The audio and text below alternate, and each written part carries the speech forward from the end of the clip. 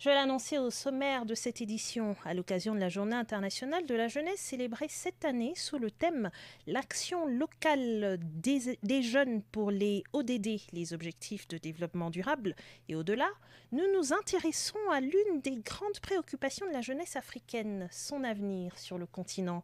Selon une récente enquête d'Afrobarometer, 55% des jeunes Africains envisagent d'émigrer, tandis que 52% affirment préférer l'entrepreneuriat comme voie de réussite.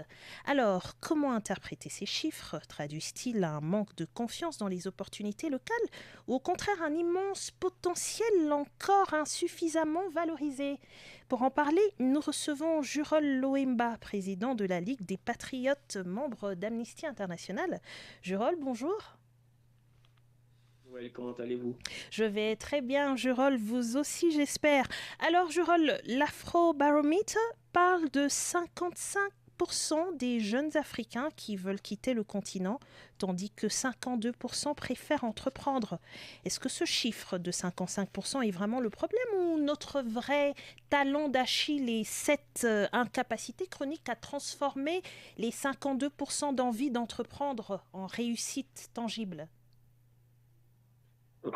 Oui, vous savez, euh, le plus grand problème dans ce rapport, en fait, par rapport aux deux chiffres que vous avez énumérés, le plus grand problème n'est pas les 55% de la jeunesse qui désire émigrer hors de l'Afrique, mais plutôt les 52% qui ne sont pas capitalisés par les institutions concernées. Vous savez, si vous essayez de repartir, de faire un retour vers le passé, vous allez vous rendre compte qu'il y a de cela quelques années, le pourcentage des jeunes qui désiraient émigrer hors du continent était plus élevé. Et le reste constituait principalement une jeunesse qui attendait du travail au niveau de la fonction, au niveau du secteur public. Mais quelques années plus tard, on se rend compte qu'il y a une dynamique, il y a un shift qui a eu lieu. On voit qu'il y a moins de jeunes qui veulent sortir du continent et il y a un grand pourcentage des jeunes qui désirent entreprendre. Et donc le problème est au niveau de la capitalisation de ce désir d'autonomie de la jeunesse par les institutions et les États concernés.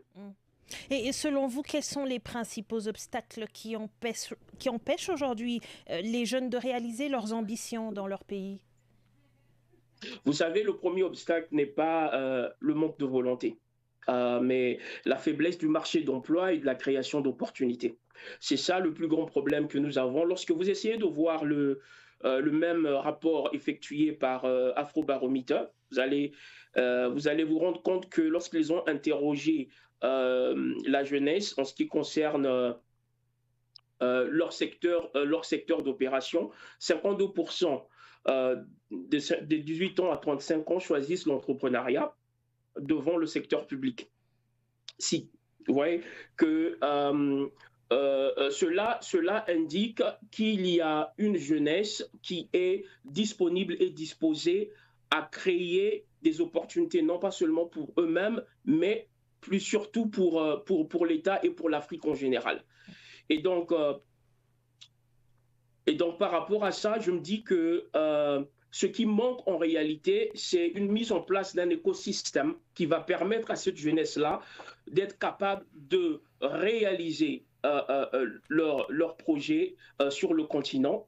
On peut le voir dans certains pays comme le Nigeria, plusieurs pays en Afrique où nous voyons des jeunes comme des influenceurs comme Pelé au Nigeria, qui est un jeune qui n'a même pas 25 ans, un grand influenceur, mais qui aujourd'hui vit mieux qu'un cadre d'une entreprise pétrolière. Mais ce jeune, si vous le demandez de quitter l'Afrique, il vous dira clairement que ce n'est pas dans ses intentions, parce qu'il a pu trouver un écosystème qui lui permet, à travers le digital, de vivre sa vie pleinement au Nigeria sans quitter le continent. Et 48% des jeunes estiment que le manque de formation adaptée est un obstacle majeur. Vous êtes certifié en marketing digital et vous êtes actif dans la production culturelle. Pensez-vous aussi que les systèmes éducatifs africains forment trop de chercheurs de CV et pas assez de résolveurs de problèmes et que c'est ça le vrai mur à abattre pour retenir la jeunesse? Oui, exactement, je suis d'accord. En Afrique, nous avons encore beaucoup trop de formations obsolètes. Une formation obsolète donne naissance à des diplômes obsolètes qui n'ont aucune valeur sur le marché. Vous savez, il est temps pour l'Afrique en fait de calquer des méthodes et des modèles qui fonctionnent. C'est ce que le Singapour avait eu à faire pour pouvoir déclencher son épanouissement. Les gouvernants du Singapour avaient décidé d'annuler toutes les filières scolaires qui n'apportaient aucune valeur au Singapour et qui ne correspondaient pas aux aspirations économiques du Singapour. Et ils ont réduit ces filières et focalisé l'éducation de la jeunesse sur les besoins de l'économie de l'État. Et du coup, aujourd'hui, nous avons ce résultat, ce résultat impressionnant au niveau du Singapour, qui aujourd'hui positionne ce pays comme l'un des pays les plus développés et des pays et des grands acteurs économiques dans le monde. Et donc, vous voyez qu'il est important pour l'Afrique de revoir les formations. Je vous informe, vous avez mentionné ma certification en marketing digital, mais est-ce que vous savez que la majorité des pays africains ne possèdent pas encore de filière en marketing digital? Quand vous allez en Afrique centrale et un peu partout, il n'y a pas de filière dans ce domaine. Pour le faire, il faut aller soit en Afrique du Sud ou hors de... Moi, je l'ai fait au niveau de Dublin, en Europe. C'est à ce niveau que j'ai été certifié.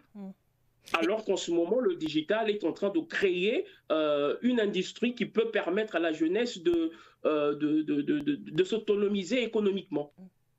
Il nous reste malheureusement moins de 2 minutes. On va essayer d'accélérer. Dans un contexte où les jeunes se sentent souvent exclus du débat politique et des décisions qui les concernent, comment un entrepreneur et coach comme vous, puisque vous l'êtes également, parvient à transformer son influence et son réseau en levier d'action pour pousser les États à investir vraiment dans la création d'emplois? Effectivement, vous savez, Madame Joël, une influence n'a aucune valeur si elle n'est pas capable de résoudre les problèmes de la société. Et moi, c'est ce que j'essaie de toujours faire comprendre aux gens, de savoir comment capitaliser votre influence afin de travailler avec les gouvernants pour trouver des solutions concernant les problèmes de la société. Et là, je vous donne un exemple. Récemment, on a lancé le projet Shield 242, qui est une solution juridique pour la communauté, et cela va créer de l'emploi. On a également un projet qui a été soumis au Premier ministre de la République du Congo, M. Anatole Polliné Makosso, Volt 242. Et ce projet a pour objectif de créer un coffre-fort de ressources humaines congolaises de la diaspora et au niveau du pays afin de préparer la jeunesse, donner des offres de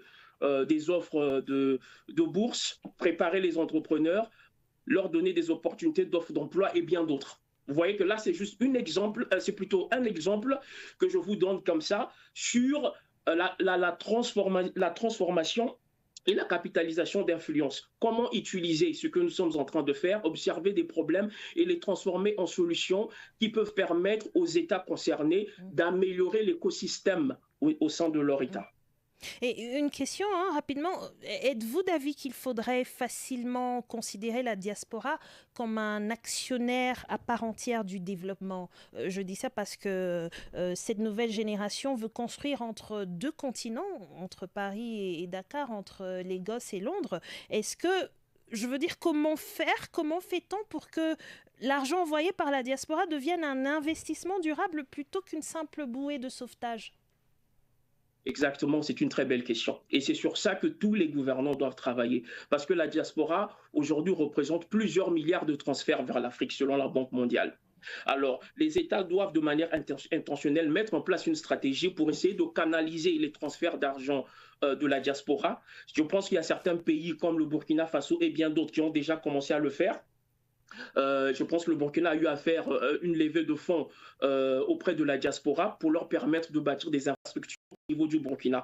Et c'est ce qui doit être fait. Aujourd'hui, quand vous regardez la majorité des applications de transfert d'argent de la diaspora vers l'Afrique, ce sont des applications qui n'appartiennent même pas aux Africains. Et cela est un problème. Alors que cette industrie qui dépend totalement des Africains devait être capitalisée par les États et les entrepreneurs africains afin de créer une vraie économie. À travers ces transferts d'argent, on peut créer des micro-banques en Afrique pour pouvoir financer des projets de la diaspora et même des projets de ceux qui sont sur place sur le continent afin de réduire le taux d'émigration de la jeunesse.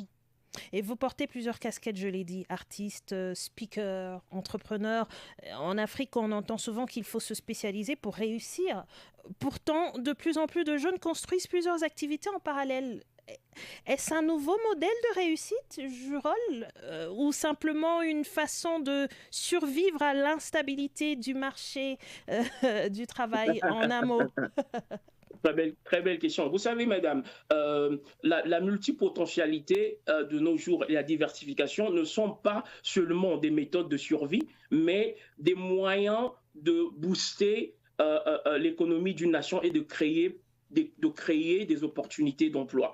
Je vous donne un exemple tout simple. Récemment, il y a de cela quelques temps, j'ai eu un accident qui a affecté mon bras gauche. Et depuis, je ne peux plus faire usage de mon bras proprement, donc je suis en train de subir des traitements en physiothérapie. Mais imaginez si toutes mes activités étaient limitées à l'usage de mon bras. J'allais être paralysé. Alors voilà pourquoi nous encourageons, même aux monopotentiels, de savoir diversifier leurs revenus pour leur permettre de rester stables, même lorsqu'ils perdent une opportunité de travail. Et c'est le cas du Qatar. Sur le plan, là, j'ai donné un exemple personnel sur le plan individuel, mais sur le plan étatique, je vous donnerai le cas du Qatar, qui aujourd'hui dépend depuis des années sur le pétrole, mais ils se sont tout de suite rendus compte que le pétrole ne suffit pas. Alors, ils ont décidé de diversifier. C'est également une forme de multipotentialité. Et ils ont investi à travers le monde, ce qui permet aujourd'hui au Qatar de stabiliser son économie et de rendre cette économie indépendante des revenus pétroliers. Merci, et c'est ce que l'Afrique doit faire et ce que la jeunesse africaine doit faire. Jurol Loemba, merci pour vos réponses à nos questions sur Vue d'Afrique. Vous êtes président de la Ligue des Patriotes, membre d'Amnesty International, entre autres. Merci encore, Jurol Loemba. Au revoir. C'est moi qui vous remercie. Au revoir. La série sur l'immigration et ses conséquences en Afrique du Sud se poursuit. Aujourd'hui, le pays de Nelson Mandela cherche à se faire rembourser une partie des frais engagés pour le rapatriement de milliers d'étrangers en situation irrégulière. La facture approche les 300 millions de rands, soit un peu plus de 18 millions de dollars. Une opération de grande ampleur qui soulève désormais une question: qui doit en assumer le coût? Les explications dans ce compte-rendu. Près de